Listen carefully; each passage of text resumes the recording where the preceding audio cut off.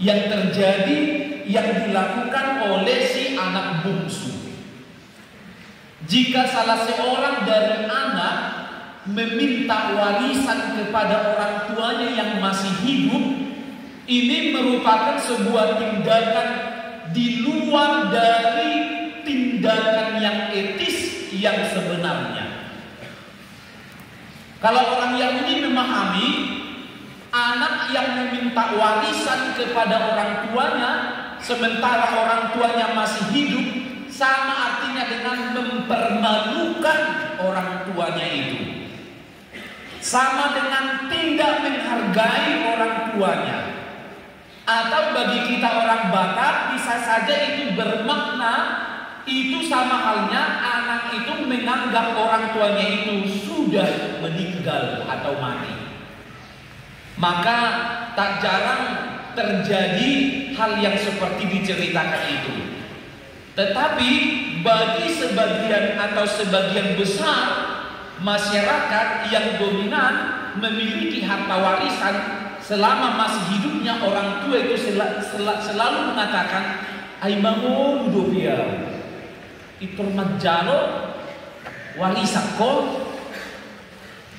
Kecuali anaknya itu telah berumah tangga, ya itu diberi kalau ada sedikit, artinya somon pajayana.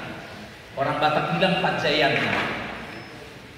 Nah, ibu bapak, saudara-saudara yang dikasihi oleh Tuhan Yesus Kristus, dalam kisah ini mungkin ada orang mengatakan si bapak itu terlalu bodoh. Kok bisa-bisanya dia mengiyakan permintaan anaknya itu, sekalipun dia memiliki harta warisan itu, tetapi tidak segan-segan dia memberikannya. Dan si bungsu itu menghambur-hamburkan warisan itu, hidup dalam berfoya-foya, dan pada suatu saat terjadilah musibah yang namanya kelaparan. Kesusahan terjadi dalam hidupnya. Saudara-saudara dikasihi Tuhan, kalau sebagian orang bilang begini, mengatakan kalau ini hanya sebatas memotivasi kita, pewaris atau perintis. Bagi saya sama saja, baik pewaris maupun perintis. Kalau ada disyukuri, kalau tidak ada dicari, jangan ditunggu. Nah, pada hari ini ibu bapak saudara-saudara yang dikasihi Tuhan Yesus Kristus, ada dua sifat yang perlu kita kenal dari sikap kita sebagai orang beriman yang diumpamakan kepada sikap si bungsu dan juga sifat si sulung. Siapa kita ibu bapak sekalian yang berani mengatakan saya ini orang baik, saya ini orangnya dermawan, kecuali namanya sih, kalau itu udah pasti. Itu jarang terjadi ya. Saya ini paling baik sedunia. Sekalipun anak kami kemarin bilang begitu di rumah, "Pak, aku baik kan?" katanya begitu. Namanya anak-anak harus disanjung-sanjung, padahal dia mau makan nih. Dengan sifat yang begitu, itu merupakan contoh dari sikap kita. Dan juga yang ketiga, sifat dari seorang bapak atau orang tua. Ketika terjadi hal yang di luar dari kesadaran, di luar dari harapan orang tua itu, terjadi kemelaratan, terjadi kesusahan, terjadi kesulitan, namun si ayah atau si bapak bukan menghujat, bukan menyingkirkan, atau bukan tidak menganggap si bungsu menjadi anaknya. Coba kita orang Batak, merdomi tanorara itu dimendo. Mulai hari ini saya gak bakalan anggap lagi kamu sebagai anakku. Nampi hulak kata dia yang kamaningan. Ay holang madati pakilalaan na itong rodo hita madok amang anak. Apalagi ay sida holang bawa sa desa. Amang tomdiki, amang tomdiki, perningon do Itulah kita, sifat yang selalu menyanjung dan pintu maaf, pintu pengampunan selalu terbuka bagi orang tua, bagi si bapak, untuk anak-anaknya yang mau mereka mengakui kekurangan, kesalahannya. Ada beberapa hal yang kita lihat ketika si bungsu menjauh dari si bapak. Bukannya makin sukses, bukannya makin bahagia, tetapi itu yang dikatakan oleh lamot akan ibu, risi-risi akan dicoba. Indahnya syair lagu, kalau emang itu enggak sesuai dengan kenyataan, pasti akan menghanyutkan. Ibu bapak, saudara-saudara kasih Tuhan, si bungsu yang pergi jauh dari bapaknya dengan membawa harta kekayaan itu, dengan membawa warisan itu, bukannya makin sukses, tetapi karena hidupnya berpoya-poya, hidupnya sembrau, tidak teratur, maka melaratlah beliau. Dalam kemelaratannya, bagi orang Yahudi amanah, medekinahan itu pekerjaan hina. Beda dengan kita ya Manina. Pernah saya dengar ungkapan dari seseorang bilang begini, "Beri masih kula unawin, apa madokon, tuhorni beri." Tapi perlu dihalakan, bagi orang Yahudi itu pekerjaan hina. Yang punya peternakan babi ini bukan orang Yahudi, tetapi si anak bungsu oleh karena kelaparan, oleh karena kemelaratan, mau tidak mau, tidak ada pilihan, malah harus makan ampas akamina. Aduh kita nama ampas hinaan.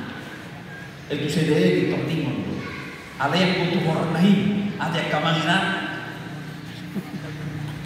Itu risiko nama terhaminan. Itu dia tuh repinahane. Bagi jodi, aku sama buah apa? Itu masih asana hasil menerima asa kebagian bagian siane. Nah ketika si anak jauh dari bapak, hidup pasti tidak teratur. Itu gambaran dari hidup orang percaya. Begitu kita jauh dari Bapa Sorgawi, pasti hidup kita akan melarat, hidup kita akan sembrau. Dan ketika kita ditimpa oleh kemelaratan itu, tidak ada lagi pilihan yang lain. Dosa itu akan mengemudikan kita untuk melahirkan dosa yang lain. Mana kopi aku? Ujungnya di penjara. Itu akibat dari jauhnya orang percaya dari si Bapa. Tetapi jika kita merasa dan menyadari bahwa kita telah berada dalam jalan yang tidak benar, menyimpang dari jalan yang seharusnya, ada perasaan, ada kata hati. Kalau orang Yunani bilang sunegesis itu, kata hatinya sadar dengan kelakuannya, ngerdosa AUHP. Ketika kesadaran itu tumbuh, ada keinginan untuk bertobat, untuk kembali kepada Bapa. Di sini dikatakan pintu sorgawi terbuka bagi orang yang mau mengakui kesalahan dosa-dosanya. Kita lihat reaksi si Bapa.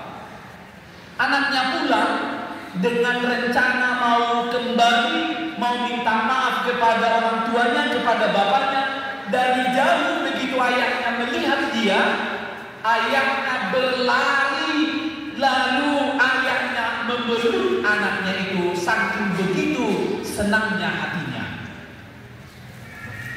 Tapi ini berbeda dengan yang pernah saya saksikan namanya 17 Agustus dirayakan di kecamatan kami hari itu.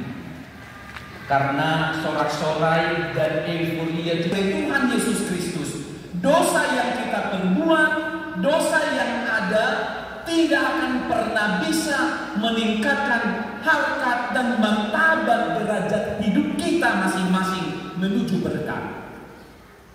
Itu tidak akan pernah.